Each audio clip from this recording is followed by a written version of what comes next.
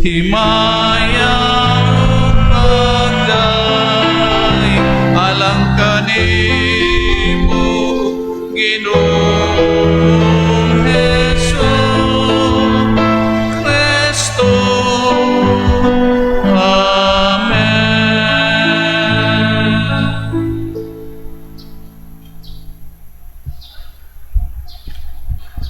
Ang Ginoo manaa kaninyo.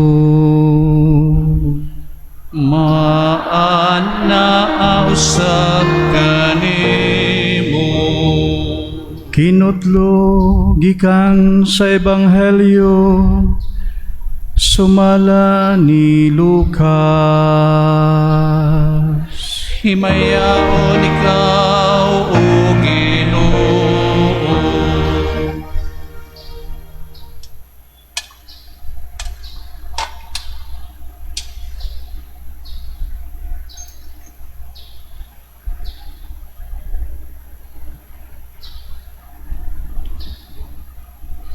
Gisugilon usab ni Jesus kining sambingaya ngadto sa mga naniguro nga sila maayong tao o nagtamay sa uban. May duha ka tawo nga nangadto sa templo aron pagampo.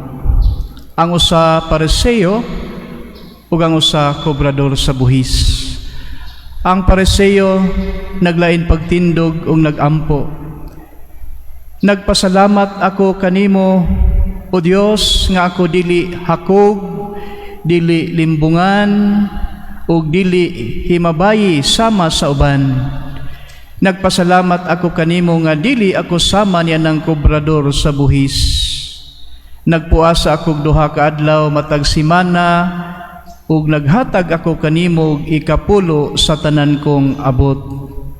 Apan ang kobrador sa buhis nagtindog sa layo ug dili gani muyahat ngadto sa langit.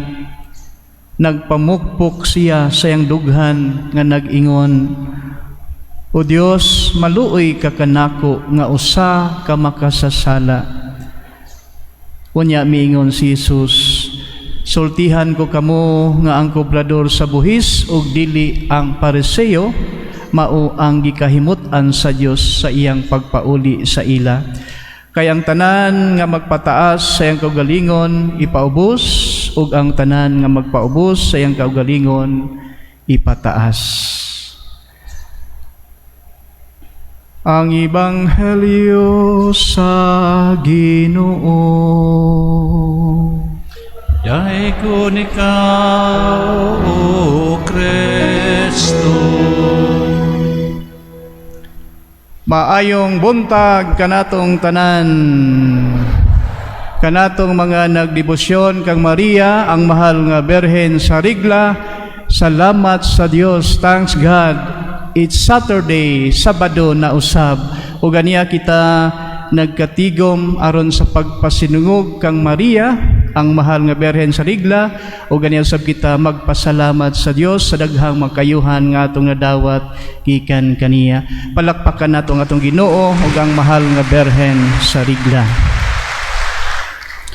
Mga igsoon, ang atong mga pagbasa karon para kanako nindot kay kini nagpahinumdom kanato ilabi na diha sa atong pagduol o pagampo ngadto sa Ginoo, nga sa atong pagampo ngadto sa Ginoo, sa atong klase nga pagduol ngadto kaniya, nahimot ba kaha ang Ginoo kanato in the way we approach Him, no? Sa atong ebanghelyo karon, ang atong Ginoong Hesus naghatag og usa ka sambingay mahitungod sa duha ka tawo nga nagampo ngadto sa Dios. Ang usa Pariseo ug ang usa kobrador sa buhis. Ang Pariseo, mga igsoon, siyang pagampo ngadto sa Ginoo, nakabantay mo, proud kaayo siya sa iyang kaugalingon, di ba, no? Mura ba giya pang gipanghambog ngadto sa Ginoo unsa ang iyang mga maayong nahimo. Nagpasalamat kuno hay siya sa Ginoo kay maayo pa kuno siya, kay dili siya parihas sa uban, nga din siya dili himabayi, dili hakog, dili limbungan, nagsimba pirmi, ug naghatag sa iyang tithes, no? Naghatag sa iyang ikapulo nga bahin siyang abot, ug dili daw siya pariha sa usa ka kubrador sa buhis nga makasasala. So makita nato mga igsoon, unsa ka proud kining maong Pariseo sa iyang pag-ampo sa Ginoo. Pero sa atong tan-aw mura man og wala kini siya mag-ampo, no? Kay he's just reporting all his good deeds. Kamo, kung kamo ang maminaw sa ilang mapag-ampo, kinsa man ang inyong giganahan sa inyong mga pag-usisa, maayo ba ang pag-ampo sa maong Pariseo? Nakauyon ba mo sa iyang klase nga pag-ampo? Sa laing bahin usab mga igsoon, usa ka kubrador sa buhis nag-ampo sa Ginoo, o kining kubrador sa buhis mga igsoon mao ni matawag sa una sa panahon ni Jesus nga public enemy number 1. Nga naman tungod sa ilang pagka makasasala, nga kusog kaayo maningil og buhis, corrupt kaayo, no? Corrupt kaayo nga mga tao, mao na nga daghan ang mga tao nga nangasuko kanila. And look at the way he prays to the Lord. Tan-aw nato unsa iyang pamaagi sa pag-ampo ngadto sa Ginoo. Kung dinhi pa sa simbahan, 2 ara taon siya dito sa gawas, no? Ug di gani nauwaw siya muso dinhi sa simbahan, 2 ara sa dito sa gate, no? Nagsigig pamukpok sa iyang dughan nga nag-ampo, naulaw sa Ginoo sa iyang mga gibuhat, sa iyang pagkamakasasala. Aware siya sa presensya sa Ginoo diha sa templo, ug nagduko ra in taon siya, dili daw siya makayahat sa langit kay lagi nauwaw pag-ayo siyang gibuhat. Gidagukan ang iyang kasing-kasing nga nangayo og pasaylo sa Ginoo tungod sa iyang pagka makasasala. Ingon niya, "O Dios, maluoy ka kanako nga usa ka makasasala." He humbled himself and accepted himself as a sinner, no? Mga igsoon, sa duha ka mga tawo nga nag-ampo, ang gikahimutan sa Dios mao ang kubrador sa buhis nga usa ka makasasala ug dili ang Pariseo, di ba, no? Ngano man tungod kay kining maong kubrador sa buhis, makita man ang iyang kasing-kasing nga mapaubsanon ug mahinulsulon nga kasing-kasing nga nag-ampo sa Ginoo. Ug ang kubrador sa buhis o kining maong Pariseo, oo, tinuod nagtuman siya sa mga balaod sa Dios, naghimo siya mga maayo, naghatag siya tithes sa templo, nagampog, nagsimba pirmi, nagtuman sa mga balaod. Pero ang problema mga kaigsunan, ang iyang kasing-kasing, no? Ang problema ang iyang kasing-kasing. Ngano man di ay unsa man ang iyang kasing-kasing? Ang iyang kasing-kasing halayo sa Ginoo, no? Halayo sa Ginoo. Pareha sa nabasa nato sa Biblia to the prophet Isaiah nga diin ang Dios nagreklamo sa mga tao nga nag-ingon, "Nagampo ug nagdahig kamo kanako sa inyong mga ngabil, pero ang inyong kasing-kasing halayo kanako. You praise me with your lips, but your heart is far from me." Ug mao kini ang nahitabo sa Pariseo. Nagtumantod siya sa mga balaod, nagampo upan ang iyang kasing-kasing, no? Halayo sa Ginoo. Ang iyang gugma nga tinuuray nga to sa Ginoo dili makita diha sa iyang kasing-kasing, kay he just fulfill his obligation but not heartily doing it. Sama sa unang pagbasa sa basahon ni Propeta Isaias, nga din ang Dios nagpadayag sa mga tao, naghalad kaniya og masinunog nga mga hayop, pero ang Dios miingon, dili ang inyong mga halad ang akong gikinahanglan, ang akong gikinahanglan ang inyong gugma nga way paglubad ug ang inyong kaluoy. Sumausab kini ang gusto nga makita sa atong Ginoo sa maong Pariseo. Ang gikinahanglan sa Dios kaniya dili unsa ang iyang gihimo o gihalad sa templo, kundili ang iyang kasing-kasing nga makita ang gugma o kaluoy ngadto sa uban. Mga igsoon, mao kini ang pirmi pangitaon kanato sa Dios, kung ang atong kasing-kasing aduna bay gugma o kaluoy, no? Kining maong Pariseo manggod siyang pagduol, pagampo sa Ginoo, mura man og wala siya magampo sa akong gingon kaninyo, kundili nag-report lamang siya sa iyang mga maayong nahimo, ug nahimo pagayod siyang proud niini. Ug ang di maayo kay iya pang gihukman ang iyang isikataw nga maong kobrador sa buhis nga mas makasasala daw kay kaniya, nga lidi daw siya sama niya nga maayo ang gipangbuhat. O unsa man ang matawag nato nini maong tao, mga igsoon, sa iyang pagpakita sa mga batasan, ang tawag nato sa mga tao self-righteous, no? Self-righteous. O kung kita nahimong mga self-righteous, mga igsoon, dili gayud malipay kanato ang Ginoo. Amen. Dili malipay ang Ginoo sa mga tao nga matawag natog mga self-righteous.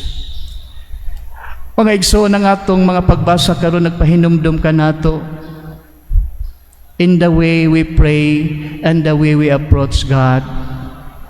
Kumusta man kita diha sa atong pag-ampo o pagduol sa Ginoo?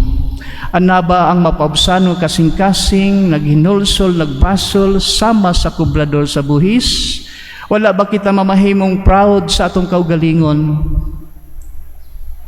Ana ba ang atong pagpaubos o ang mahinulsulon natong kasing-kasing? Dili ba kita self-righteous, no? Wala ba kita maghukom sa atong isigkataw? Kumusta man ang atong kasing-kasing? Dili ba halayo sa Ginoo? Kay tingali sige ratag ampo, sige tag simba, sige glosaryo, pero ang ato dayong kasing-kasing halayo sa Ginoo. Makita ba ang atong gugma nga walay paglubad, nga nagpatigbabaw ang kaluoy o gugma ngadto sa atong isikataw? Kay tingalig makabantay ang Ginoo kanato og maingon usab, pirmi ka nagampo og nagdahig sa imong mga ngabil kanako, nagrosaryo, 3 decades of mysteries, apan nahalayo ang imong kasing-kasing kanako, kay wala ka may gugma o kaluoy ngadto sa uban. Mga igsoon, let's examine ourselves, especially our heart. Usisahon nato ang atong kagaling, atong kasing-kasing, kung dili ba halayo sa Ginoo. Importante nga paningkamutan nato nga kining mercy, compassion will reign in our hearts, no? Ang gugma ug kaluoy mao tag maghari, kay mao kini pirmi ang pangitaon sa Dios diha kanato.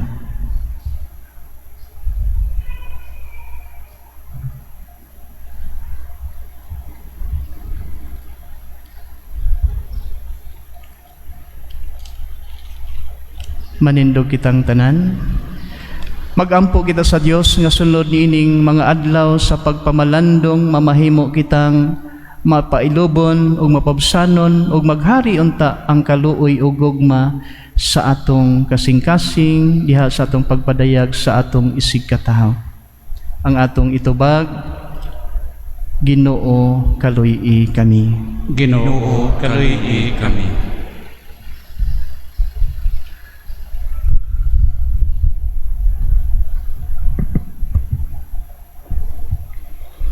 Nga ang simbahan mahimong sumbanan sa uban diha sa iyang kamasinugtanon sa Dios, magampo kita sa Ginoo.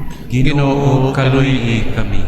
Nga ang Dios manalangin unta sa kalibutan sa iyang kalinaw, gugma ug panalipod, magampo kita sa Ginoo. Ginoo kaluy-i kami. Nga alang ni adtong nagantos sa nagkalain-laing matang sa sakit, nga makabato na sila og hingpit nga kaayuhan ug kahupayan diha ni Kristo, magampo kita sa Ginoo. Ginoo kaluy-i kami. Nga ang mga nag-alagad sa mga masakiton ug ubang hutong sa katilingban, makabaton kanunay ug grasya sa paglahutay, ug nga mapanalipdan sila, magampo kita sa Ginoo. Ginoo kaluy-i kami. Nga sa atong pagsaulog sa 500 years of Christianity, magbalampuson unta ang tanan nga kalihukan, ilabi na sa mga parokya, ug atong mapalawman ang atong pagtuo ug paglaom, isip mga binunyagan, magampo kita sa Ginoo. Ginoo kaluy-i kami. Nga ang mga sulugoon sa Dios, Teofilo Kamumot Obispo, ug Joel Sibalyepari, nga mabayaw na sila sa kandungganan sa altar, magampo kita sa Ginoo. Ginoo kaluy-i kami. Nga ang mga kalag sa atong mga kaigsuunan nga nangamatay, makadangat sa langit nung gingharian, magampo kita sa Ginoo. Ginoo kaluy-i kami. Maingigsuon sa hilom sa atong mapabsanon nga kasing-kasing modangob kita sa Ginoo aron atong ipaabot kaniya unsa man ang atong mga panginahanglan karon.